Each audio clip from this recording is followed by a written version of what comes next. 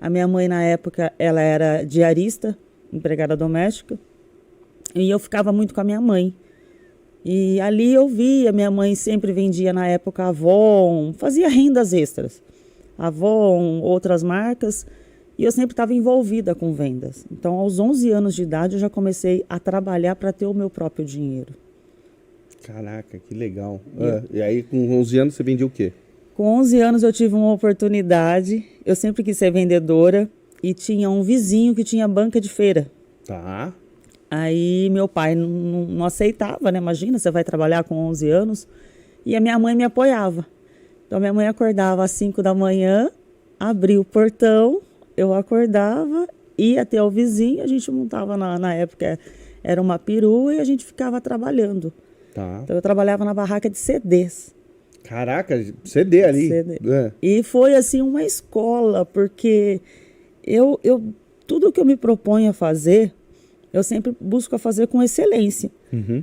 Aí todo mundo falava, mas ela não tem idade, ela só tem 11 anos. E eu trabalhava por, vamos colocar hoje, uns R$30 o dia, era muito pouco.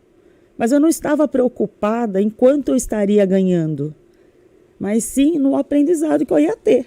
Certo. E eu sonhava em trabalhar no shopping, numa loja de CD em shopping. Eu falei, mas se eu chegar lá no shopping, ninguém vai me dar a oportunidade. E eu sei que eu fiquei uns 3 anos, 2 anos e pouco, quase 3 anos trabalhando.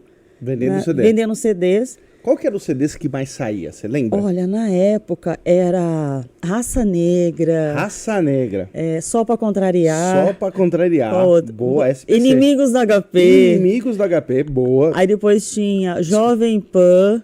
As 7 melhores. As 7 melhores. As 7 melhores da Pan. Aí o sertanejo disparado era Chitãozinho, Zezé. Chitãozinho, Zezé. Leonardo. Não, Leonardo vinha depois. Gian Giovanni, Rio Negro e Solimões batia. Rio Negro e Solimões. Vendeu muito. Muito. E para mim, eu entendi o que? Eu não sei vender CDs, mas eu preciso estudar. Então, tudo que eu fazia, eu ia buscando. E adivinha, eu era a melhor vendedora da barraca de CD.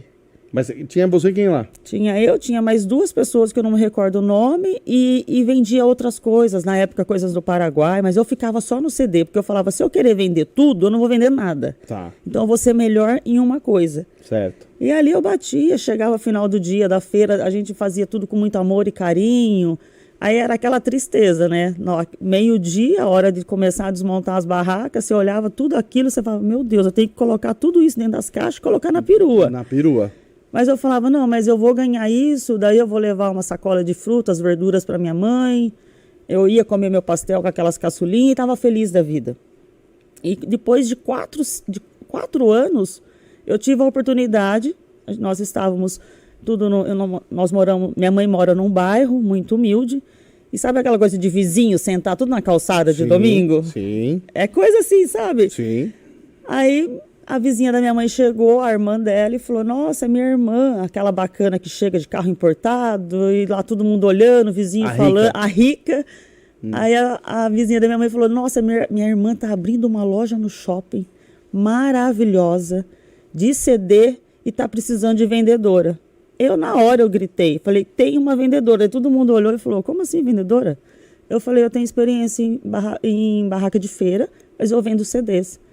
Aí todo mundo começou a brincar e dar risada, né? Falou, a feirante querendo ir pro shopping. Quantos anos você tinha? Na época eu tinha 14 para 15 anos. Mas mesmo morando num bairro muito simples, muito humilde, eu sempre busquei o meu melhor. Sim. E ali eu tive a oportunidade de trabalhar nessa loja de CDs, trabalhei quase 4 anos, entendia tudo de CDs, tudo, sabe? A minha patroa falava assim, será que tem Alan Jackson? Tem o estoque. Será que tem não sei o quê? Então, eu entendia do assunto. Depois ali, eu comecei a trabalhar em outras lojas no shopping. Peraí, qual que é o CD que você mais gostava de ouvir? Eu gostava muito, na época, era muito sertanejo e por causa de festa do peão. E pagode. Aí você escutava Rio Negro e Solimões? Rio Negro e Solimões. Eu gostava muito do Alan Jackson. Gostava muito do Gian Giovanni. Porque, na verdade, era o que as pessoas queriam ouvir. Sim. A gente tinha...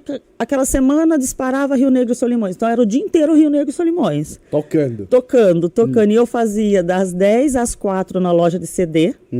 E eu fazia das 4 às 10 na Bunnies, que eu trabalhava na Bunnies também. Caraca. Aí no shopping você já arrumou uma outra loja. Uma outra loja. Pra trampar. Então E das 10 às 4 no CD, das 4 às 10... Em outra loja. Você não saía do shopping? Não saía. Era o dia inteiro? Você chegava com sol e saía de noite? E da minha casa até o shopping era 1h20 de ônibus. Tá, mas que hora... E a escola? Na época eu travei a escola, eu parei de estudar. Com 14 anos? Com 14 anos. Entendi. Aí eu falei... Retrato bem do Brasil, hein? Bem do Brasil. Porque na época eu estudava, aí depois eu parei de trabalhar à noite, voltei a estudar para terminar, né, o colegial completo, mas eu nunca tive vontade de fazer a faculdade. Tá. Era aquela coisa que eu entendi, era aquela coisa, eu falava assim, eu posso investir em mim, mas não necessariamente eu preciso fazer uma faculdade para ser alguém, para ter alguém. Sim. E não sei se é por conta da minha família, dos meus pais não cobrarem isso. Ah, você tem que fazer uma faculdade para você ser alguém na vida. Até porque seus pais sempre foi de ralação, né? Sempre foram. Então eu vim de uma cultura assim da humildade mesmo, e meu pai ensinava, a gente morava numa casa muito simples, aí ele foi comprando, ele foi reformando, ele foi transformando. O carro, ele começou com um carro mais simples, depois então foi tudo conquistado. Sim. E isso eu acho que foi uma base muito estrutural para mim, hoje chegando aos 40 anos. Porque eu falo que quando você nasce num berço de ouro, você tem tudo. E quando você não tem tudo, você tem que fazer tudo. Tudo, sim. Então o pessoal fala, mas isso você acha legal contar? Eu falei, eu tenho orgulho de contar dos meus pais. Lógico. Eu estou onde eu estou hoje, mas eu não deixo das minhas origens. Sim. Eu reconheço os meus pais assim como número 1.